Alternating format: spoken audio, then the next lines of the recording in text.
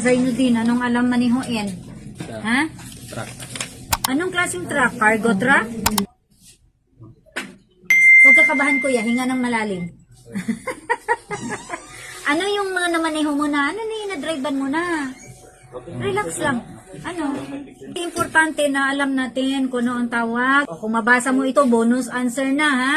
O, kailangan bang malaman ng driver ang haba, ang lapad, at agwat ng gulong ng isang truck? O, kasi truck sinabi mo. O, letter A. Oo, upang mapagmaneho ng higit na mabilis ang driver. O letter B. Hindi.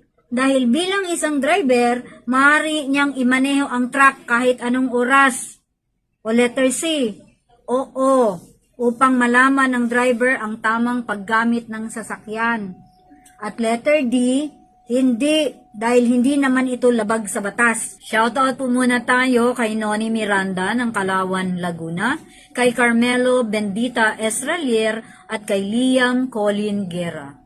Oh, ang tamang sagot dyan, ha? Kaya kailangang alam ng driver ang haba, lapad at agwat ng mga gulong ng isang truck para malaman niya kung paano ang tamang paggamit dito.